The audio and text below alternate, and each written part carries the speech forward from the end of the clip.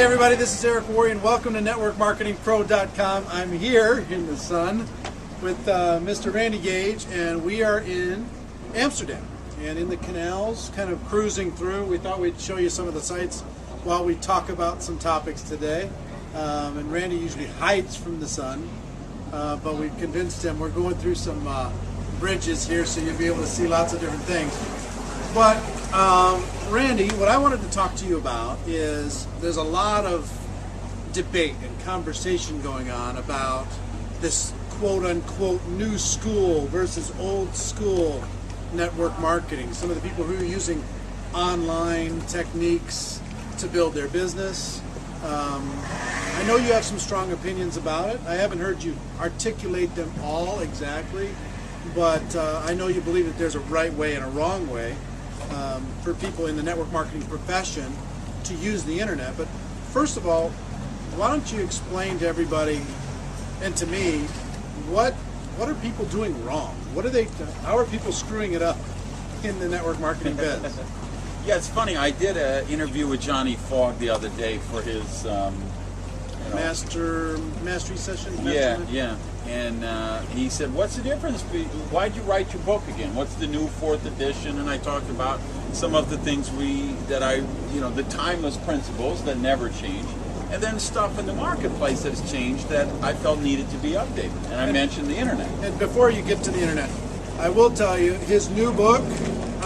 He's come out with a new edition of his best-selling around the world. I think it's the #1 best-selling book on our profession. That's available now for sale. Do you have any of the hardcovers still left? Yeah, they have a few of the hardcover collector's Because he's selling a collector's edition hardcover. He gave me number 84. 84 out of 300. I can't believe it. I'm still heartbroken. But anyway, if and you it's get available on Kindle now. On Kindle, if you're into Kindle. So yeah, you can download his book on paperback. Kindle anywhere in the world, and it's available on paperback. And I will link that up so you guys. I would highly recommend it, not only for you but for your teams. But anyway, so you were talking about one of the things, the internet, social media marketing, and the internet, and how I wrote that stuff in the new book. And he said, "Oh my, I don't know about that. I think the internet could be ruining the business." And I said, "It is ruining the business. We have so many multi-level..." Ruining or not, you can't ruin our profession. Meaning it's really painting a bad paintbrush against what we're doing. We've made so much progress in the last decade or so.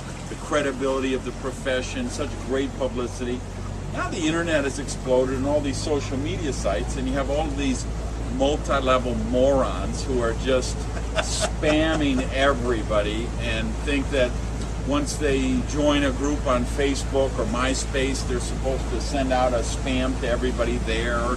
They're on Twitter and they put out the same pitch every 3 hours, and that's the horrible part of it. So is it in general basically the people who are just out there telling the internet universe about their opportunity at every moment? Yeah, is that the biggest problem? They're the internet. You're gonna have to probably talk directly to that because it's a little bit loud out here. I just want to make sure everybody can hear you. So a lot of noise. But go ahead. Yeah, I mean, it's the internet equivalent of the people who you'd meet at a party. "Hi, my name is Jim, and I help people change their future." And they're so obnoxious and they're so pandering and it's all about them pitching you. And you see the same thing online now. People are doing that, whether on the social sites or any of those type of venues, and that's not the highest good of the internet. The internet can be wonderful for our profession, as it can be wonderful for so many things.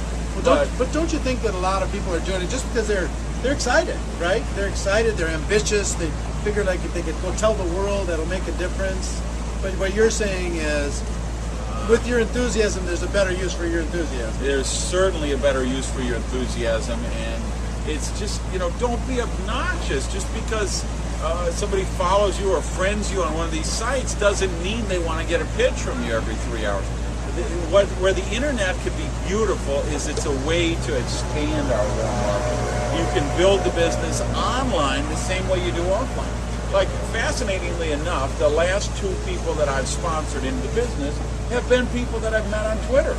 But you never see me do a pitch on Twitter. I never do an ad or anything. I'm there developing relationships, meeting people, finding people who have common areas of interest. I do. So I connect with Marlins fans. I connect with softball players. I connect with comic book people, fashion people. So the areas of interest I have. And so I You develop connect with relationships. comic book people? Absolutely. So what's your favorite comic book hero? Conan, the Savage Sword of Conan. Conan, I the collect- barbarian? Yes, the Savage Sword series, which is where Frank Frazetta did all of the early artwork. It's amazing. I have Really? from #1. Yeah, I have a collection of I those. thought you would have amazing. be a Green Lantern guy for sure. I like Green Lantern. I did as a kid. I don't really collect that comic book though. So anyway, okay, well, anyway, so sorry that you when you told me you mix and mingle with the comic book crowd, it struck me as unique. But anyway, so I'm you're meeting people, there, you're talking to developing people. relationships, and then sometimes the conversation comes up. They're looking for something to help their financial freedom or their financial situation, and so it's a natural extension. That's where it's great. The internet's also great for communication. I mean, it's wonderful as a way to communicate with your group. As you know, we do a lot of trainings online. We've done webcasts, we've done streaming video. So there's a lot of things the internet can do to really turbocharge the way we do the business. But there's a lot of people scamming it up, spamming it up, which is making it miserable for the rest of us. Well, what do you say to the people who say, the warm market concept is dead? You can't talk to your friends and family anymore because the internet has changed everything, and now you can just go create a website and do pay-per-click ads and drive traffic to your site, and all of this old school relationship stuff is dead. What do you say to that to that claim? Get out of the business. You're in the wrong business. Go sell pornography or something. But you shouldn't be in network marketing. There's a difference between internet marketing and network marketing. Is the difference? Big difference. And if you're in network marketing and you wouldn't tell your mother about your business, you wouldn't tell your brother, if you wouldn't tell the people you work with, your best friends, you're in the wrong business. Get out of the business. Anyone who tells you, I would never talk to my friends or family, get out of the business. You got no business being in this business. Okay. So, all right. Now, some people I think say that, Randy says don't use online to build your network marketing business, and yet he's one of the online experts. He's got tons of websites, and he's got, markets these different materials and does all these different things. How do you kind of answer that perceived contradiction? Yeah, okay, because I actually do make a lot of money online. I have for 10 years now with other business ventures, but I don't use the internet to grow my prospect. network. I don't use the internet to prospect. I don't use it to grow my network marketing organization. I have internet-based businesses, and I'm very good at it, and I've made a lot of money with it. So it's not that I know there's some people who watch this and say, he doesn't understand it, or he doesn't know how to do pay-per-click, or he doesn't know how to do search engine optimization. And if he knew that stuff, then he'd realize how duplicable it would be. But of course, I do know all that stuff, and I also know it doesn't duplicate. It doesn't follow our formula of having a large group of people doing simple actions over a consistent time period. Yeah, some of the most successful people that I've talked to that actually do teach prospecting online, they'll even freely admit it doesn't duplicate. It's designed to give a person a particular skill as far as how they attract some people, but it's like a job. It's very difficult to duplicate. Pay-per-click is very much a job. If I look at, and I know a lot of people who are very big in that, if you took a Tom Annion and people like that who do that a lot, they're doing that 5 hours a day. They're hunched over their computer and they wake up every morning and they got 65 keywords which they need to check, and they check the bid on each of those, and this one is coming in number 4 on the page, so they need to raise the bid, and this one is number 1, and there's a 6-cent gap below, so they can lower the bid. That's that's a full-time job. That's not something that somebody who's going to join our profession and started out working 10 to 15 hours a week from home, that they're going to be able to do. Let's be real. That's not. The people who sell that stuff are mining the miners, and they're making a lot of money selling that to people in our profession, but nobody's really doing that and duplicating. Let's be real. And what do you say about some of those people who are selling different programs online? They have these sensationalistic kind of taglines, right? Well, you know, Mike Dillard, who you had on last week or the week before, I don't know if it's him or a bunch of his affiliates. Yeah. Just today, I mean, I'm on Twitter. Hold on. I know it's really loud. We're going through a tunnel. I don't want everybody to hear this. But anyway, go ahead. Today? Yeah, so I'm on Twitter this morning. I use TweetDeck. I have a column that does a search, so if my name comes up, I see what people are saying about me. So it says, Randy Gage's dirty little secret, and then a link. So of course I click the link, and it's Mike or one of his disciples. I looked at it. It was one of his. Yeah, saying, "Oh, here is Randy Gage's dirty little secret. He uses attraction marketing and this and that." And then of course they've got a link to the album. Right. Now, I don't know what the album is. I've never listened to it. It might be great. It might be garbage. But the fact is, I've never bought it. I don't use it. So for that person to be using my name and inferring like I'm using that to build my business, that's really a lack of integrity. So I don't think that's very good for our profession. If you look at this, Sieg lady who does all those crazy, nasty ads about virtually every company, she's doing a lot of pay-per-click. Horrendous for our profession. Really disservice to what we do. Sets us back. Just because she's. Do you think some of the taglines are misleading? Yeah, absolutely. Absolutely. Okay. It's like your upline's lying to you, your company's lying to you, that type of stuff. She does a lot of that stuff, and it's a shame. That's not how we need to promote our business. And of course, her, like I say, she's mining the miners too, so I get it. But it's just unfortunate for our business. Now, let's get back. We're in an ancient tunnel right now. Ancient. It's where they hung the prisoners at some point. Hold on one second. So let's get back to what works. I've heard the analogy from several different people. Perry Belcher is one guy. I've heard it from you. That basically social media is like a party.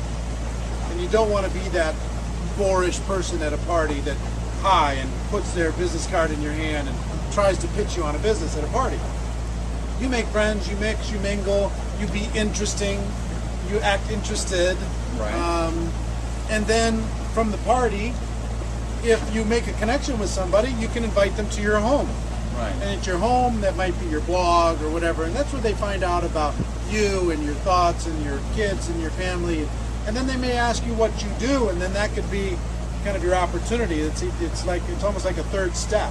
So you meet people and you have an interest. I want to see if that process is similar to you.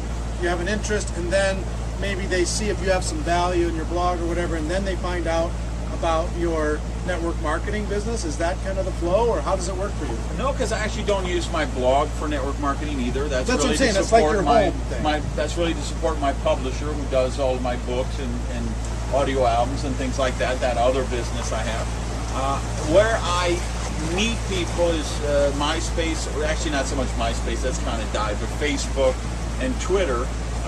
Maybe Plaxo or Link to connecting with people you might have fallen out of touch with. They're good for that way. I got contacted a couple of weeks ago from a guy I went to 6th grade with in Madison, Wisconsin. Looked me up, found me on Facebook, sent me a message. Another guy, a kid who worked for me back in my restaurant 15 years ago, and it's happening everywhere. Used to date my sister and was crazy for her. Looked me up about a month ago. So you get some reconnections there.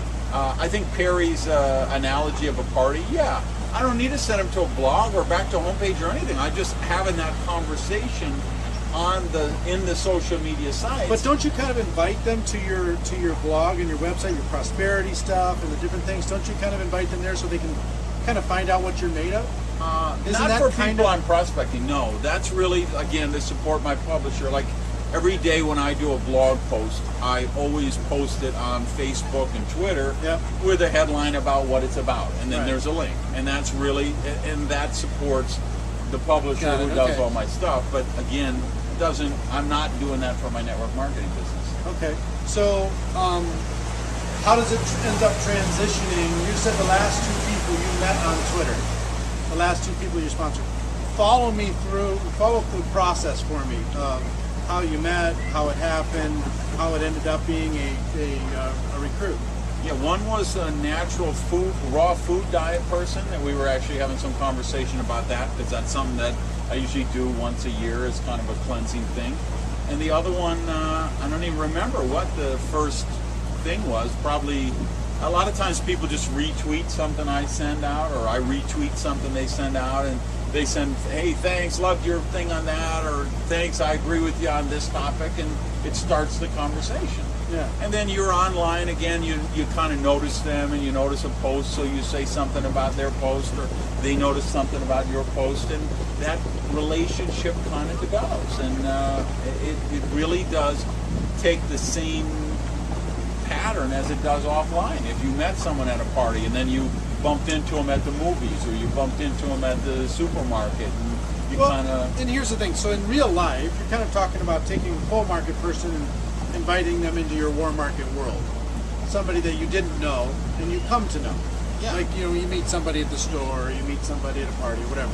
And for me, it's a lot easier for me to do that online than offline. Because I don't do that offline. I'm not good at... He's a pathologically shy person, just so you know. If you meet him in an elevator, you'll think that he's mad at you, because he's just, seriously, because he just goes...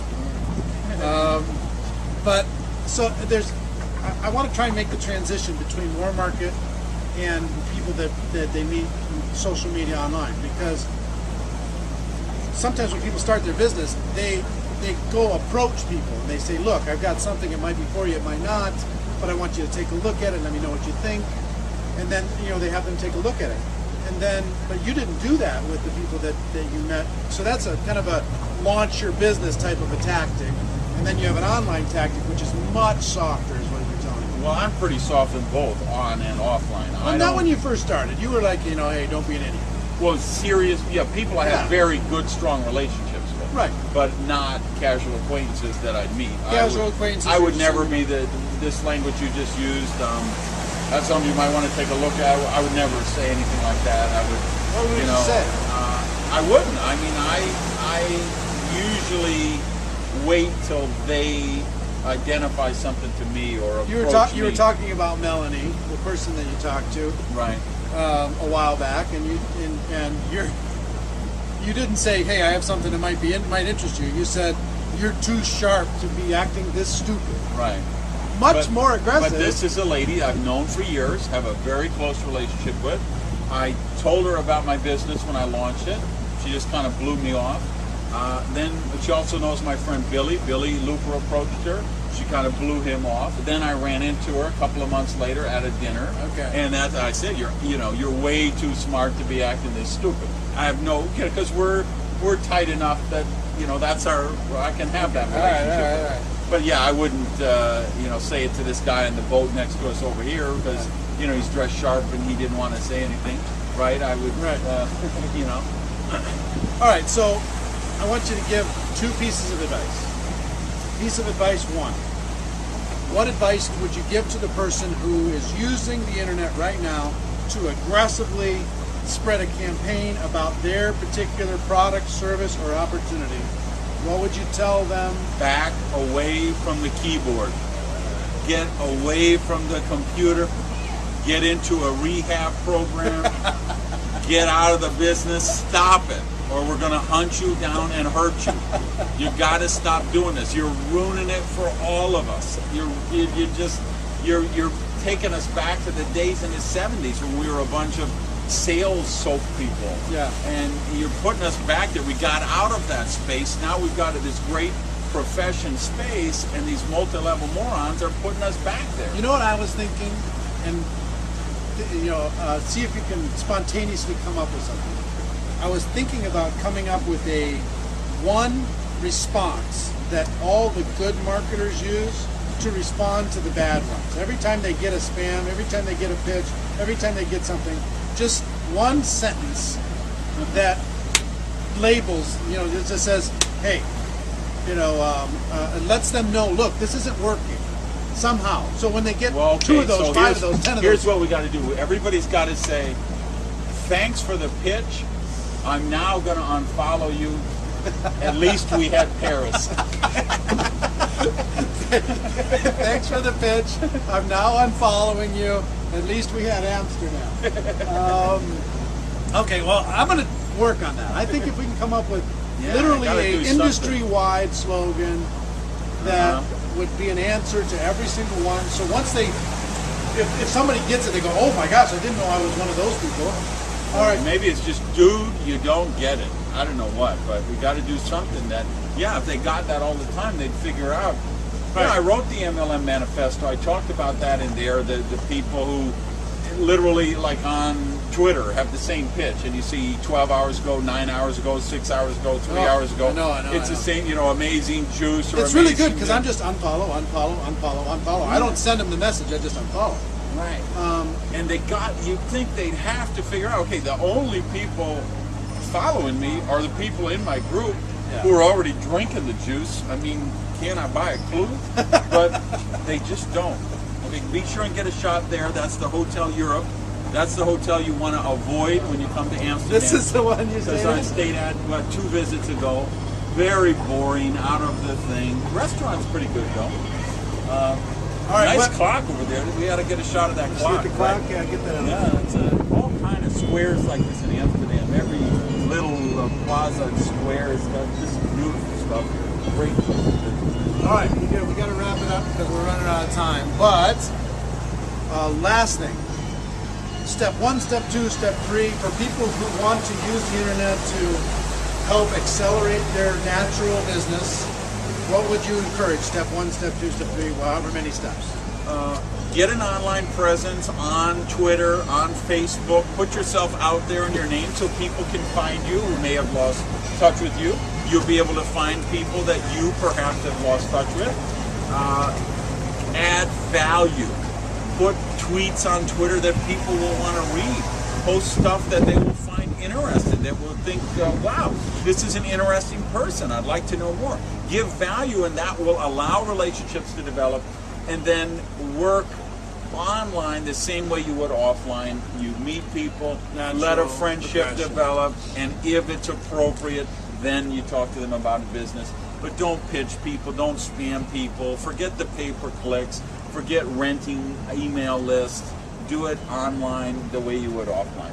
All right. Well, Randy, I appreciate you taking the time. I hope everybody, you've been able to hear most of this. You've enjoyed the view as we've talked about all this. I know we're enjoying spending some time here. And ladies and gentlemen, my wish for you is that you will decide to go pro. That you will be At least a he's network watching. marketing professional. At least he's watching. Okay, he's already said that. Question of the day. What's your favorite comic book hero? What is your favorite comic book hero? Don't mess with Conan. Conan the what? Conan the Barbarian. The savage sword of the Conan. The savage sword of Conan. All right, ladies and gentlemen, we have a better way. Now let's go tell the world. From here in sunny Amsterdam, everybody have a great day. We'll see you next time. Bye-bye. Bye.